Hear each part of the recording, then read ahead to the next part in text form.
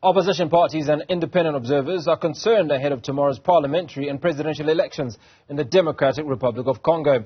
Faulty voting cards and electoral list delays are some of the problems threatening the legitimacy of the vote. President Felix Tshisekedi is seeking re-election but faces stiff opposition and criticism for failing to address rising attacks by the M23 rebels in the country's mineral-rich east. Nearly 7 million people have been displaced, forcing many into crowded camps without water, power or reliable access to food and jobs. And to help us unpack the expectations and forecast possibilities after tomorrow's much-anticipated vote, we joined from the Ugandan capital Kampala by political analyst Joseph Ochieno. Joseph, I appreciate your time this evening. Now, given the intensification of the conflict in the Democratic Republic of Congo, could you provide an overview of the current situation and key areas of concern ahead of that election tomorrow? I think everybody on this continent must be praying that the electoral process tomorrow goes on safely and peacefully. That regardless of the outcome, that the country is not plunged into war. It's interesting that President Tshisekedi recently made a move which many observers think and believe that it may have been political by asking some of the regional forces in the country to withdraw. Now, while that may be as it is, that it was in many cases some of the politics being played, it is possibly significant that that he was able and capable of doing that. Because if we're talking possibly 12 months ago, that would not be possible. However, I think what is much more important at the moment is whether or not, the majority of the designated polling stations across this vast country are able to receive the necessary polling materials that you particularly in South Africa, take for granted. The delivery of those materials. Number two, the guarantee for the safety of those materials, particularly in Eastern Congo. And then number three, some of the already established alleged claims that some of the candidates have conspired with some other candidates, including possibly some more powerful candidates, to make sure that they make the electoral outcome some kind of a foregone conclusion. It is the case then that the candidate who is believed to have won the 2018 elections, that is Martin Fayulu, is, while very significantly playing, it's not known the kind of card that he may be playing this time round, to the extent that now it's being suggested that it is possibly running sort of neck and neck with the second other candidate, businessman Katumbi, and that many other people believe because it's a direct, fast past the post electoral system, that it favors President Tshisekedi, which in all might be sounding a little bit confusing. I can tell you that generally for the people in Congo and for the people in this region and for people like us who are observers in the country, for the region and particularly Congo over a period of time, anything that happens, an outcome post-Wednesday with a result for which there is a semblance of acceptance without violence in Congo will be good news and a new progress for that country. Now, let's talk about the economic and political factors and how likely they are to contribute to the issues that people are voting for in this election tomorrow. Yeah, like most other countries on the continent, people are basically clearly marching out of COVID. But like most other countries, again, on the continent, possibly the kind of thing that you guys, again, have taken South Africa as an example. Most other tropical African countries, the vast majority of the citizens are basically a little struggling to live by the day. Congo is one of those countries, the highest number of people living below the average poverty line. One of the countries where, if you like, public services, particularly basic health and basic education and particular infrastructure, sort of died long time ago. So people are generally just about seeking and hoping that any change that takes place in the country will be one which is hopeful for them. But that said, it's interesting that the candidates, most of the candidates, manage to have put at the forefront creation of jobs or creation for jobs and infrastructure and bringing peace in the country as the key, if you like, election, if you like, tips to give to the citizenry. Generally, Congo needs stability first. Number two, Congo needs a president who will have the general mandate. General mandate of the vast majority can never have the full 100% support. General mandate of the citizens of Congo, and the confidence, therefore, to govern the whole of Congo. After that, that leader needs to be able to have the might, the leadership, the charisma, if you like, the sense of purpose and reality that makes him, the predominant man, comfortable within the new East African region, across this continent, across the globe. After then, can you begin to say that Congo, with that leader, is able to pull the richest country on the African continent, to pull particularly the natural mineral resources to use, leave alone the land alone first, but merely the mineral resources. Possibly some of the candidates would argue that it is urgently needed that not only do they take control of the country, because many areas where some of these minerals are basically controlled by either Ugandan mercenaries or Rwandan mercenaries, or perhaps sometimes non-African mafias who are basically controlling vast amount of resources in that country, while the people living in those respective areas, either in many cases are the poorest, but some of them have been quite clearly displaced. So I think you're giving me a huge task to give you a sample in a few minutes on that. So I'm not sure whether I'm partly answering your economic questions. The economic questions are not really, as you and I would see it, as the big infrastructure project. The most basics really are people's day-to-day livelihood. That said, if you go to places like Kinshasa, big, vast city, the west of Congo, and particularly those bordering the DRC, bordering the other Congo, it's life as usual, and some people are generally very wealthy and doing very well. The majority of Congolese, though, those above, rather below your headlines and below global networks, no, are living really sad life. Now, Joseph, we've talked about security as one of those key issues. We've also talked about the economics of life. But there are things that we need to consider, and that's the girl, child, or young people. And girls, according to some stats that I've read, is that girls between 14 and 17, 1 in 3 of those girls do not go to school. It's clearly something that's very important for this population.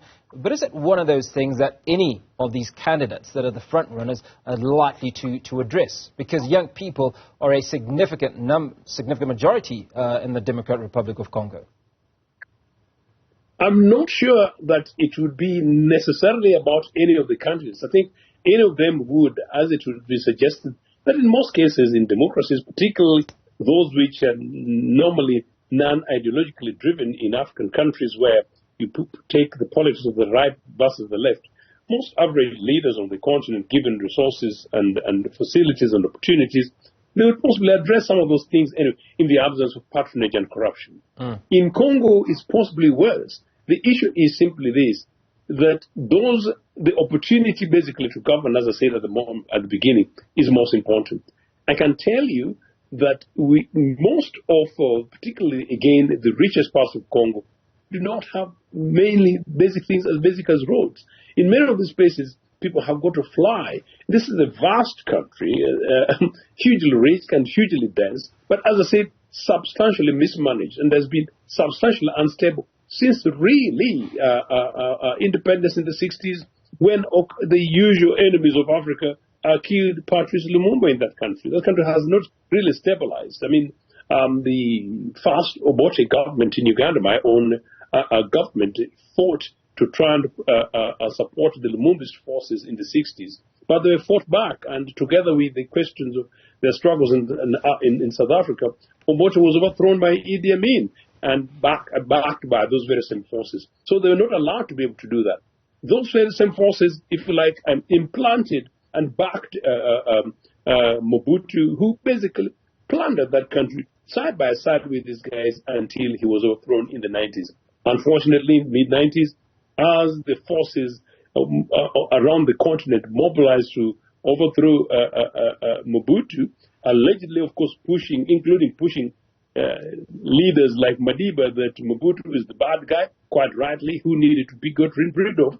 Turns out that the guys at the time were much more interested, namely Uganda and Rwanda, can say that, interested in not only getting rid of Mobutu for their own reasons, but in Rwanda's case, I think having their own, if you like, geopolitical interest. Both countries ended up nearly leading Congo to the first, if you like, the first African World War, which it drew nearly South Africa and it did southern countries like Zimbabwe and Angola. In fact, Angola and Zimbabwe possibly saved the breakup of that country. So really, it has been a very unfortunate thing. It's about just bringing this country together. It's just about, first of all, just getting the confidence of the citizens, and as I say, getting a working relationship with the neighbors of Congo. That, to me, would be the most important thing people in Congo need. But I think, importantly, while I was still a columnist with the New African magazine, a few years ago, I think it was about a decade ago, I did a piece in which we did a huge research in Congo. Do you know one of the most criminal aspects of conflict in Africa has taken place in Congo? And that is where women and children have been routinely raped by the local forces, routinely raped by, it's been documented, by peacekeeping UN other forces in that region, and routinely raped and tortured by, if you like, the regional occupation forces, particularly from Uganda and Rwanda. So that country is absolutely sad. That's why I told you that the underlying non-spoken, non-reported, and you're absolutely right, raising the question of women and children. It is actually criminal what has actually happened in Congo thus far. I want to tell you that I hope that whatever happens, the outcome of those elections that take place, while that country needs a national healing, extremely urgent by the Congolese, it is also the case that Congolese need a genuine national healing and reconciliation with the neighbors, considering what has happened in that country. But that, at the end, will not be enough. The end means that actually a stable Congo in the future, that's why some people believe that forces outside the continent may not make it easy and possible for it to settle. I reject that view. A future settled and a stable Congo is one in which a number of non-African countries, the United States, the Belgians, and others will need to come and I think kneel in Kinshasa and beg for an apology from the people of Congo, because I think by and large the Congolese people have suffered enough, and I think they generally need this kind of conversation you and I are having. Joseph, I want us to focus a little bit on young people again, and first-time voters in particular, and just how much can they sway this election if they are given the opportunity to go to the ballot and mark that X on that spot? I think that is the case for any country in the world these days, and certainly any country on the continent. I've actually argued that apparently, the Democratic left, I'm not pushing it very far, the Democratic left in America, who back Bernie Sanders, and the Democratic left in Britain that backs Jeremy Corbyn, are young people who back quite old people, but these old people speak their languages of public service, of education, of health, of infrastructure, of support for environment. So yes, I think, and by and large, they tend to be the majority, and they tend to be the progressive voters, and just backed also by women. So the young people in Congo would be extremely important. I'm not quite sure how much sufficient mobilization has taken place by the various candidates, and I don't have the figures and stats for that, and I've not followed that very closely. All I know is that generally, whichever candidate manages to attract the largest number of young voters in Congo will be the person who will take the day. And particularly, I think you're right also, because of the big challenge of infrastructure, the big challenge of infrastructure, meaning the big infrastructure and big infrastructures in terms of logistics for the elections, it means that the younger supporters, the younger voters are going to be slightly much more innovative at the polling stations. They're going to be much more likely to be innovative to cross rivers using swimming items to make sure that they cross to the next village, and perhaps to carry the ballot papers and boxes onto their heads, and perhaps make sure that they carry each other and one another to make sure that, like I think candidate Makundi has asked, that they should sleep overnight in those polling stations to make sure that they protect the ballot. So in that way, I think it will tend to be much more of the younger people being able to do so. But you know what? They're absolutely they would be absolutely right to do so, because the future being broken by many of the corrupt guys in that Congo and that country and in this region are predominantly older men of my age, certainly older than me, thankfully, and more, who are basically breaking and killing again and killing the futures of these young people. They killed it in the past. They're busy killing it today. They may be killing it in the future. The young people in Congo, just like the young people on this continent, should not actually allow this continued killing to continue with impunity, the manner in which is actually happening across this continent, but certainly, definitely in Congo, inclusive. Now, we've noticed that President Tshisekedi in the last few weeks has terminated the contracts or the arrangements with a number of peacekeeping nations, the Ugandans, the Rwandese, and so on.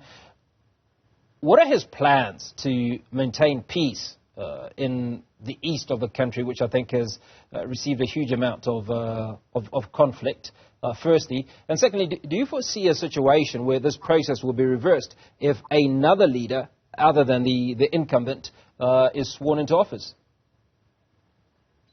I think I hinted at that at the beginning. That was seen as both strategic by President Tshisekedi, but possibly a deliberate move to calm down the population. Tshisekedi was not necessarily seen as the favorite to have won or going to the winning of the last elections. It is also believed that Tshisekedi struck a deal with some of the regional neighbors, and we don't want to inflame it today, in those elections, and possibly about now. But turns out actually leading to these elections, with the tension rising and with the insecurity not fully calmed. I think some people suggest that he found it imprudent to be seen to be acting tough against these countries, and so by saying that this guy should go, then he was showing the guarantee that he is the guarantor of peace and security for the Congolese people. But those that say he is also right, because the Congolese are generally right to be rather suspicious about many of these regional forces. In fact, I have suggested, including when this thing was happening, that I don't know any immediate East African nation state anyway that does not have a direct interest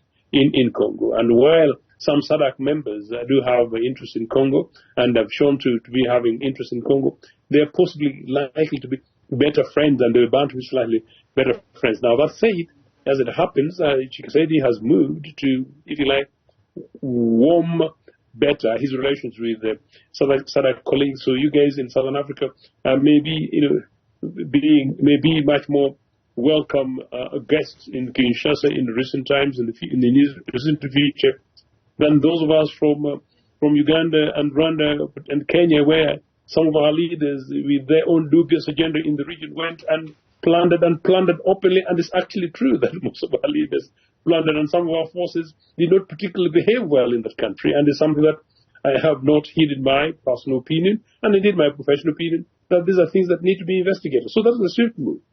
But the other side of your question is whether or not a future leader other than Tshisekedi would reverse this. I think it would possibly depend on how the electoral process goes. It will depend on the deal with the SADC members, how the deal with the SADC members go, and how that sort of pans out, as it were. If I were advising, I would be very surprised if I would be suggesting that East African forces return to Congo, considering the conflict of interest, the massive conflict of interest the commanders-in-chief and top commanders of these forces have with DR Congo. For instance, I would want to tell you that, as by the by, that Uganda, in part of that plunder by Uganda and Rwanda, DR Congo, courageously took Uganda to a global court, and Uganda was fined billions of US dollars, and has been reduced to several hundred millions. I don't know where that money is going to come from. Unfortunately, the money is from my children and children's children. But the people who plundered those wealth are people who are boasting in the streets of Kampala, full of potholes, but serving the interests of the individual few. And that's where we leave that conversation. Joseph Ochieno joining us from Kampala in Uganda. Appreciate your time as we unpacked that conversation around the DRC vote, which is scheduled to take place tomorrow.